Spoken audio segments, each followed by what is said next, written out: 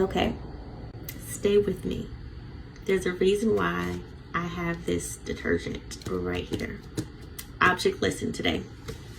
So y'all, probably, I don't know, it's maybe been about 5-ish months that I have switched over from the detergent I was buying previously to this one. And can I just say that my last detergent, it was an Arm & Hammer OxiClean. It smelled so wonderful. I loved it. It was nostalgic to me. In fact, one of my love languages is clean. I walk in a room, a house, and it smells like you just used, Lysol, spray, the cleaner. I'm in love with you. I am in love, okay? My love language certainly is clean.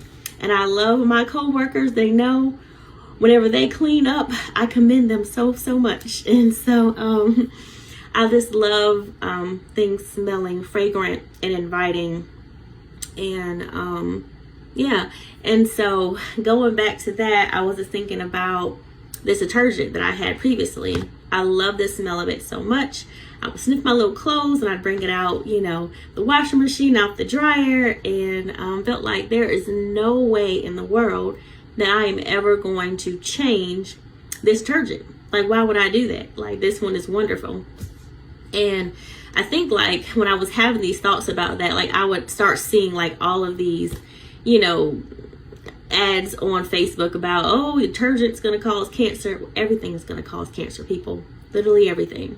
But, in the back of my mind, I was like, well, could I reduce, maybe the likelihood of me dying sooner, right? Could I consider maybe a different option? And so, of course, they'd have all the other options like online or whatnot. And like, anybody got time to be shipping detergent to the house? What is that cost going to look like? No. So when I was in, I think, Sam's Club one day looking for something else, I happened to see that they had a lavender scent clean detergent. And I was like, maybe I'll try this. And when I tell you that this thing is wonderful, first of all, it's going to lessen my chances of dying early. I appreciate that. But then second of all, it literally smells wonderful. It gets out, scents from clothes like really well. Everything from boy smells to girl smells. All of the smells. Like, it does all the things. And so I have just loved this detergent, and this has become my new love. And so it's just, I was thinking about that just in a like natural sense, like how we come across something or someone and we find it to be wonderful, that we don't think that there is anything different or better, and not even like better in the sense of like someone is better than another person, but just like better suited, right? Better suited for our needs, better suited for our life than what we previously experienced. And so I was thinking about that. I was like, man, like I can't think about how many times I've been in situations where I just wanted to hold on to something or someone because I didn't think that there was something that was better suited, that not only was better suited, but that also wouldn't cause harm, right? That wouldn't be caustic to me in some kind of way. And so I'm like, these things are doing similar things, but in the background, even though my other detergent was maybe getting my things clean, making me have nostalgic feelings because of the smell, I probably, was slowly killing myself, right? With this detergent in another capacity. But now to like have this one and to know that it's producing all of the same clean effect that I like, but it's doing it without harm, right? To me and my son's body.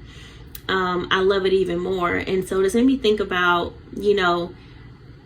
opening our eyes to the possibilities of there being more, opening our eyes to the possibility of there being something better suited for us that's also not going to harm us. So one of the prayers that I've just been saying to the Lord lately is, Lord, help me to be attracted to what is suitable for me. Because I think I can find myself attracted to different things, right? For different reasons, things that appeal to appeal to us, appeal to our senses, appeal to our likes, appeal to our tastes. But it doesn't always mean that that is the thing that is best suited for us, for our purpose, for where the Lord is taking us, for who we need to become. They may not be the best suited for that. And so it just made me think about that with this detergent. It's really sweet whenever the Lord has you to cross path with a possibility you didn't know existed. So it's just like, man, I didn't know that something else could be better suited for me. And not only that, but also not cause maybe the same amount of damage that something else would have.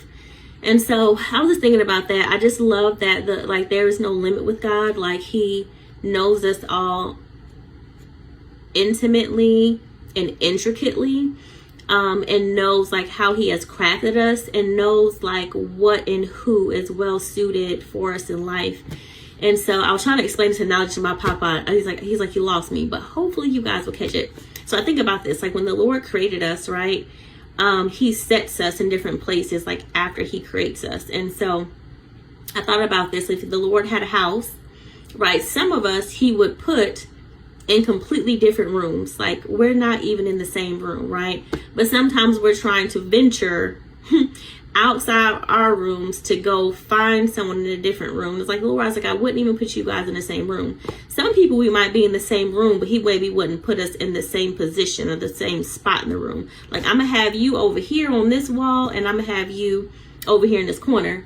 And then we're trying again to do this venture. But I think that there are some people who the Lord is like, yep, I would set you two on a shelf, like right beside each other, because you go together. You're well suited for one another.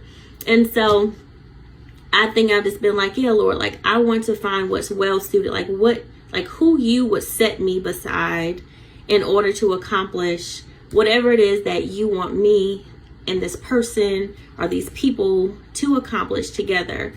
And so, yeah, that's my small little message. I don't know what that is for you in your life, where you need to evaluate what's suitable and what's not.